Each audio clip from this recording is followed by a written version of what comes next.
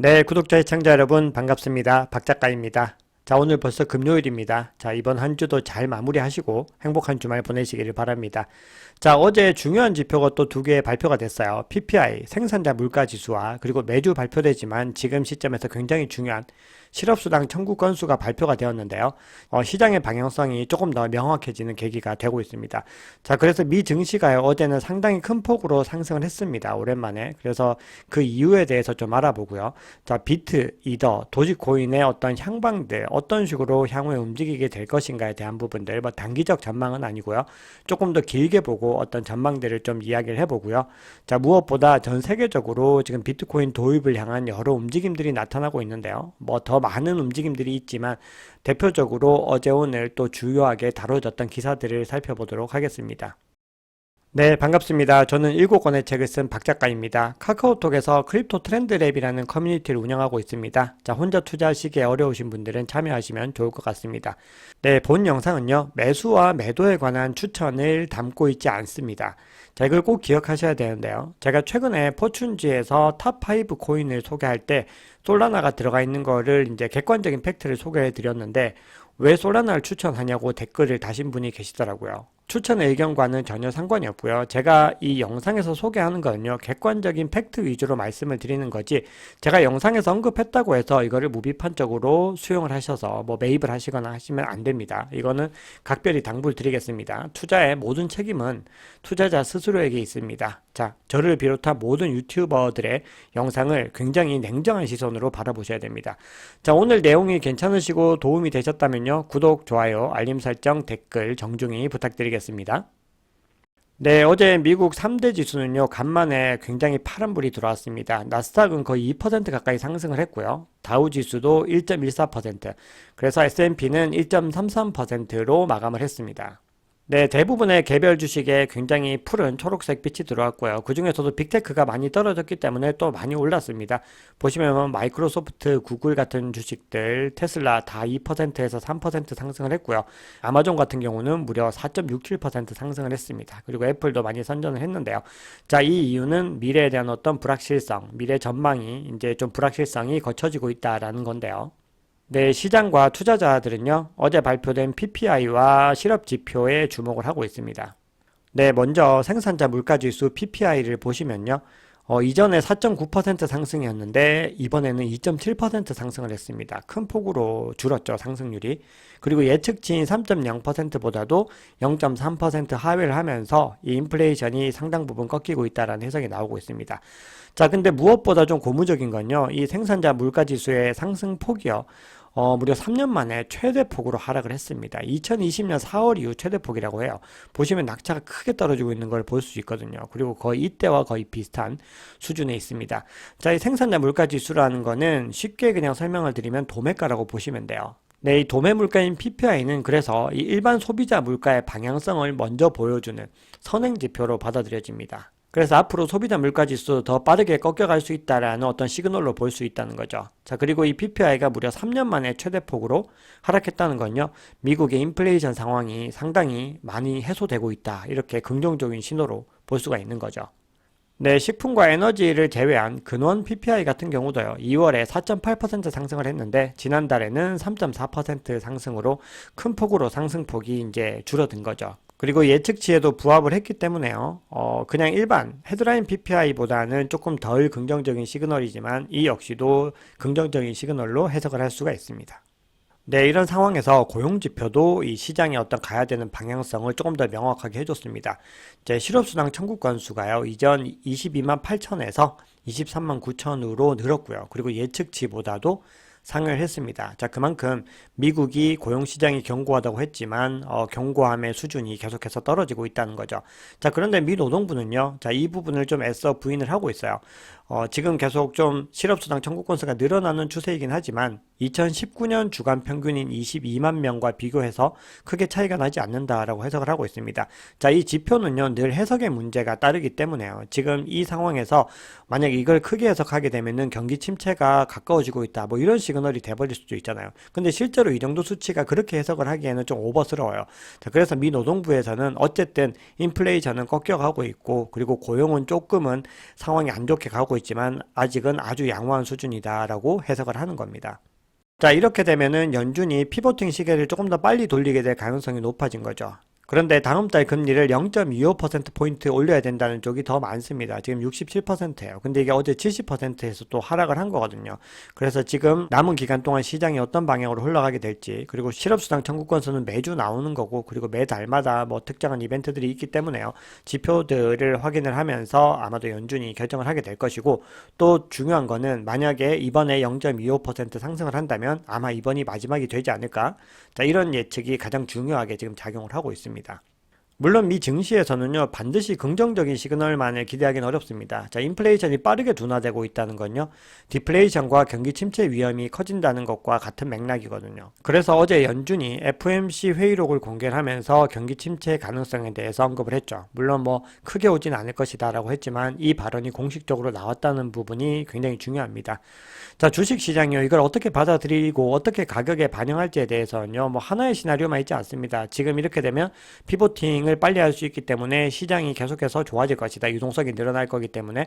자, 이런 해석만 있는 것은 아니고요. 월가에서는 이렇게 됐을 때 위험 자산을 덜 선호하게 되기 때문에 주가가 단기적으로 하락할 수 있다는 전망들도 있죠. 왜냐하면 이렇게 되면은 뭐 금이나 채권 같은 그런 자산들이 더 많이 사람들이 선호하게 되는데, 자, 이런 상황 속에서도 비트코인은 주가 움직임과는 확연히 다른 움직임을 보여줄 것 같아요. 네, 비트코인 차트 보시면요, 28K에서 굉장히 치열하게 공방을 벌이다가 지금 30K에 도달했고요. 지금 30K에서 저항선을 뚫기 위해서 계속해서 다지기를 하고 있습니다. 자, 이렇게 오랜 기간이 걸렸죠. 자, 그래서 여기서 한 번에 뚫고 올라가지 못하고 한 번 하락을 해서 또 지지선 테스트를 하고 올라갈 수도 있고요. 여러 가지 가능성들이 있다는 거 지난 영상들에서 많이 소개를 해드렸습니다.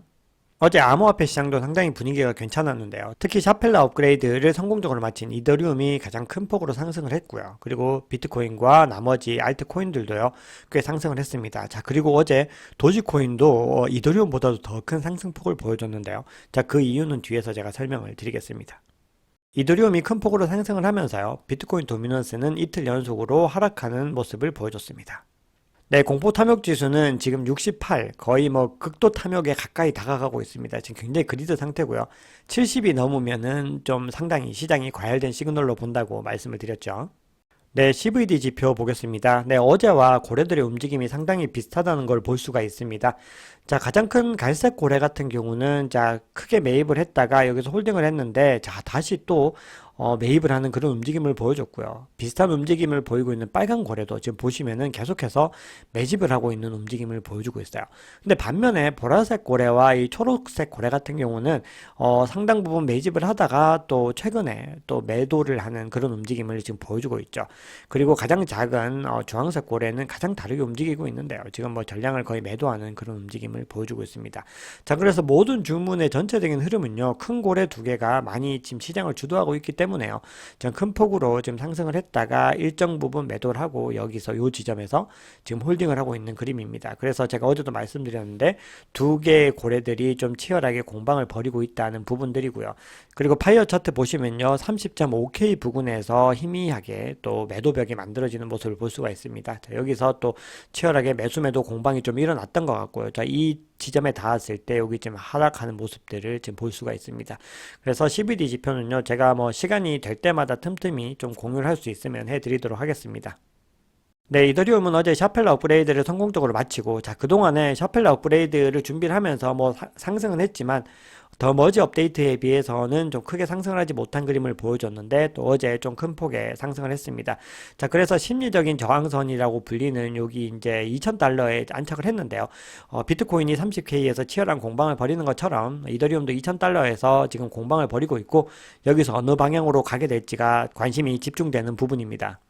제가 오늘은 차트보다는 뉴스를 조금 더 가지고 왔고요. 제가 주말에 시간이 되면요, 또 차트적인 움직임들에 대해서는 별도의 영상으로 또 공유를 드리겠습니다. 자, 지금은요, 이더리움이 현재 어떤 상황인지를 뉴스를 보고서 좀 확인을 해보겠습니다. 자, 보시면요, 지금 크라켄이 SEC의 철퇴를 맞았고 스테이킹 서비스를 완전히 중단을 했어요. 그러다 보니까 이 크라켄에 예치되어 있는 이더리움의 물량들이 지금 다 언스테이킹 퍼레이드를 벌이고 있다는 거예요. 그리고 현재 출금 대기 중인 이더리움의 전체 물량의 62%, 지금 65%까지 올랐어요. 그게 다 크라켄에서 나오고 있다는 얘기예요. 그리고 현재 크라켄에 예치되어 있는 이더리움 물량들은 아마 전량 매도가 일어날 것이다 라고 지금 기사가 나오고 있습니다. 자, 이거는 뭐 크라켄의 의지보다는 미국의 규제 당국의 어떤 철퇴 때문이겠죠. 그리고 코인데스크에서는요, 지금 현재 언스테이킹 요청들이요, 지금 2주치가 쌓여 있기 때문에 2주의 대기 시간이 필요하다라고 하고 있습니다. 그리고 제가 지난 영상에서 전체 출금과 부분 출금이 있다고 말씀을 드렸어요. 전체 출금은 32도 예치한 걸 전량 다 출금을 하는 거라고 말씀을 드렸고, 부분 출금 같은 경우는 이제 스테이킹 보상으로 얻은 그 물량들에 대한 거를 출금하는 거라고 말씀을 드렸는데, 지금 수치를 보시면 전체 인출을 신청한 검증자가 17,000명 가까이 되고요. 부분 인출은 28만 5천 명 정도까지 증가를 했다고 하는데, 자, 이게 지금 전체 출금자가 지금 집계가 좀 저마다 차이가 있어서 22,000명까지 추산을 하기도 합니다. 현재 이더리움 지분증명 네트워크 상의 총 검증자 수가 56만 7천 명인데요. 자, 이 중에서 전체 인출을 대기 중인 검증자 수가 대략 4% 정도 수준이라고 합니다. 자, 이거는 출금이 이루어지고 나면 또 가격의 방향성에서 좀 영향을 미치게 될 텐데요. 이건 지금 뭐 누가 섣불리 판단을 하기는 어렵고요. 한번 상황을 지켜보겠습니다. 네, 온체인 분석 회사 센티멘트의 분석에 따르면요, 지금 현재 2,000달러 선에서 치열하게 공방을 벌이고 있는데, 자, 이 심리적 저항선에서 어떤 움직임이 나올지에 대해서 굉장히 치열한데, 변동성 확대 가능성은 크게 높아진 상태라고 분석을 했습니다. 자, 그러면서 30일 MVRV, 365일 MVRV, 그리고 무기한 선물 펀딩 비율, 그리고 10만에서 100만 이더 보유주, 즉, 고래들의 수익 및 손실 현황 등을 감안했을 때, 약세 전망이 조금 더 우세하다라고 합니다. 자, 그런데 그렇다고 해서 이걸 갖다가 전적으로 신뢰할 수는 없고요.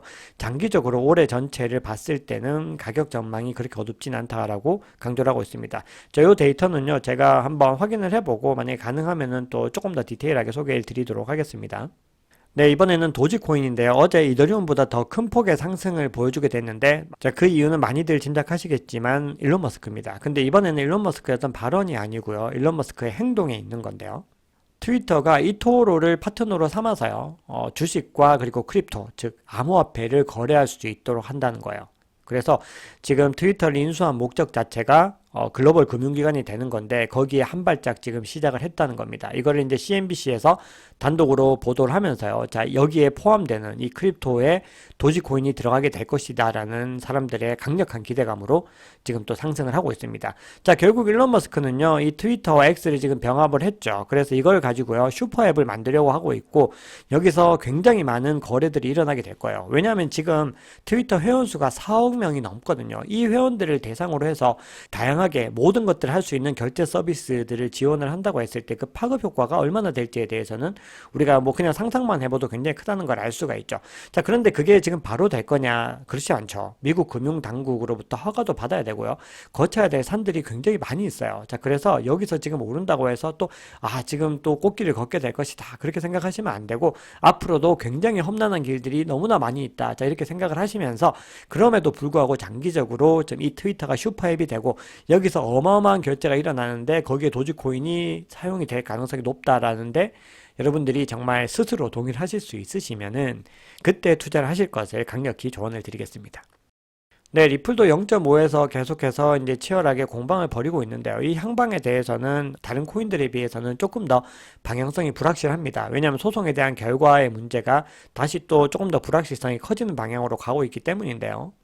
네, SEC의 전 집행국장이요. 리플이 계속해서 주장하고 있는 이 공정한 고지에 대한 부분들에 약점이 존재한다라고 해서 또 나름의 논리를 펴고 있습니다. 자, 그러면서 SEC가 증권법을 토대로 해서 명확한 공지를 했는데 그거를 리플이 정확하게 이해하지 못했다라는 식으로 지금 가고 있어요. 그래서 SEC가 투명성을 지적하며 이러한 입장을 피력하고 있는 만큼 공정한 고지가 부족했다는 이 리플의 주장이 법정에서 불리하게 작용할 수 있다라고 또 주장을 합니다. 뭐 이건 서로가요, 서로의 입장에 맞게 주장하는 거기 때문에 한쪽의 의견을 뭐 너무 무비판적으로 수용할 의미는 없고요. 우리가 이 지점을 냉정하게 그냥 바라봐야 될 것 같고요. 자, 그 판결은 결국 판사의 어떤 결정에 달린 거기 때문에 우리는 지금 이 상황에서 이거는 지켜봐야 될 문제고, 늘 강조드렸다시피 리플이 지금 어떻게 사업을 확장해 가고 있고 본인들의 플랜을 완성해 가고 있는지, 자, 그 부분들을 계속해서 지켜봐야 된다라고 강조를 드리고 싶습니다. 네, 드디어 비트코인이 세계 10대 자산에 이름을 올렸습니다. 자, 어제까지 11위였는데요. 지금 또 뭐 조금 소폭 하락했을 수도 있어요. 주식이 많이 또 가격이 올라서요. 자, 그런데 어쨌든 10위권에 다시 한번 이름을 올렸다는 거고요. 지금 전체 자산 중에서 1위는 금이죠. 골드인데요. 자, 그런데 시가총액에서는 엄청난 차이가 납니다. 여기 지금 보시면요, 아예 단위가 달라요. 여기 빌리언이고 여긴 트릴리언이죠. 자, 그래서 우리가 지금 비트코인이 얼마나 상승하게 될지는 모두가 저마다의 주장과 저마다의 데이터를 가지고 판단을 하지만 명확하게 알 수 있는 사람은 없죠. 그런데 이 비트코인이 계속해서 디지털 금고 같은 정체성을 더 확대를 하고 금융위기라든지 여러 가지 어떤 위기 상황에서 가장 지정학적 자산으로 크게 작용을 하게 되면요. 많은 기관과 나라들이 앞다투어 투자를 하게 될 거고 그렇게 됐을 때 서서히 금과 같은 이 시가총액으로 다가가지 않을까. 자, 이런 기대를 한번 해봅니다. 자, 그래서 몇 배 정도나 오를지는 시청자 여러분들의 판단에 맡기겠습니다. 미국 규제 당국, 특히 SEC가 칼춤을 추는 것과 반대로요. 미국의 주 정부들은 또 다른 움직임을 보이고 있습니다. 몬타나 주에서요. 이 암호화폐 채굴자들의 권리를 보장할 수 있는 법안을 통과시켰습니다. 글로벌한 움직임들도 빨라지고 있어요. 홍콩이 왜 암호화폐 산업을 이렇게 적극적으로 도입하는지에 대한 이유들이 조금씩 밝혀지고 있는데요. 다시 한 번 더 이 금융의 허브로서의 지위를 갖다 확고히 하고 싶은 거예요. 그래서 홍콩에서요. 어떤 움직임을 보이고 있냐면 이 차이나 본토에 있는 중국 본토에 있는 크립토 회사들에게 계속해서 구애를 하고 있습니다. 파격적인 조건을 통해서 우리에게 와서 암호화폐 웹3를 갖다가 빨리 발전시켜 보자라고 주장을 하고 있어요. 이거는 중국의 어떤 허용이 없이는 할 수 없는 거고요. 자, 이렇게 계속해서 진행이 됐을 때 중국 본토 역시도 충분히 가능성이 있다라고 보고 있습니다. 네, 홍콩의 행정장관이요. 가상자산 산업 발전을 적극 지원하겠다. 웹3는 잠재력이 크다라고 이야기를 하고 있습니다. 그래서 아까 앞서 그 기사인데요. 홍콩 가상자산 산업 발전을 적극 지원하겠다라고 주장을 하고 있습니다. 그리고 디지털 경제 발전을 가속화하기 위해서 7억 홍콩 달러, 약 1170억 원 이상을 예산으로 배정할 것이라고 부연을 했는데요. 앞으로 이 예산 금액을 계속해서 늘려나가게 될 겁니다. 홍콩뿐만이 아닙니다. 지금 전 세계의 어떤 암호화폐 글로벌 허브로 불리는 도시 두바이와 런던이 있는데요. 이 런던에서도 또 적극적인 움직임을 보이고 있어요. 런던 증권거래소가요. 비트코인 옵션 선물 서비스를 출시를 했습니다. 자, 그 이유가 중요한데요. 바로 기관 수요 증대를 맞추기 위해서입니다. 자, 기관 수요가 계속해서 늘어나니까 거기에 대해서 적극적인 지원을 해주겠다라는 거거든요. 자, 이런 가운데 이 CNBC의 짐 크레이머가요, 지난달에 반드시 지금 비트코인을 팔아라고 했는데 그것 때문에 많은 사람들이 무려 23%나 손해를 보게 되었다라는 기사가 나오고 있습니다. 근데 이분 말은 반대로 하면 되는 거라고 늘 사람들이 강조를 합니다. 왜냐면 이분이 이 금융계의 펠레라고 불리거든요. 자, 근데 이번엔 또 이렇게 얘기합니다. 자, 이번 랠리에서 BTC 매도할 거야 라고 얘기를 합니다. 그러면서 이렇게 얘기합니다. 내가 신봉자였다는 걸 믿어달라. 자, 그런데 이 사람이요. 비트코인에 대해서 안 좋은 얘기를 방송에서 굉장히 많이 했는데 이렇게까지 계속 비트코인 얘기를 한다는 건 뭐냐면 실제로 이 사람이 비트코인 신봉자일 수 있겠다는 생각이 듭니다. 자, 그러니까 사람들이요. 공개적인 석상에서 나와서 하는 얘기들을 곧이곧대로 들을 필요가 없다는 거. 그리고 냉정하게 판단을 해야 된다는 게 여기서 또 드러나는 거죠. 비트코인에 대한 도입의 움직임들이 빨라지고 있지만 여전히 많은 규제 이슈들이 있습니다. 네, 바이낸스를 기소한 CFTC의 의장이죠. 러스틴 베넘이 또 다시 바이낸스에 대해서 좀 강조를 하고 있습니다. 이번에는 바이낸스가 의도적으로 CFTC의 규제를 회피했다면서 본인들의 지금 어떤 행보들을 더 적극적으로 이어갈 것을 전망을 했어요. 그리고 올해 있을 이제 G20과 G7에서도요. 계속해서 규제 이슈들이 나올 겁니다. 전 국가들이 공통적으로 적용할 수 있는 규제 프레임워크를 개발하겠다라고 얘기를 하고 있거든요. 자, 그 부분도 암호화폐 시장의 향방에 굉장히 큰 변수가 될 거예요. 그렇기 때문에 올해 뭐 시장의 분위기가 지금 뜨겁다고 해서 계속해서 뭐 이 흐름이 언제까지 이어질 거다라는 생각은 하지 않으시는 게 좋고요. 언제고 이 시장은 또 흐름이 바뀔 수 있기 때문에요. 이 시장의 흐름들을 여러분들께서 트레이딩 관점으로 이용하실 수 있는 분들은 또 잘 이용을 하시고요. 만약에 장기로 접근하시는 분들은 또 저점이 올 때 기다려서 조금씩 수량을 늘려나가는 방법으로 그렇게 접근을 하시는 것을 추천드립니다.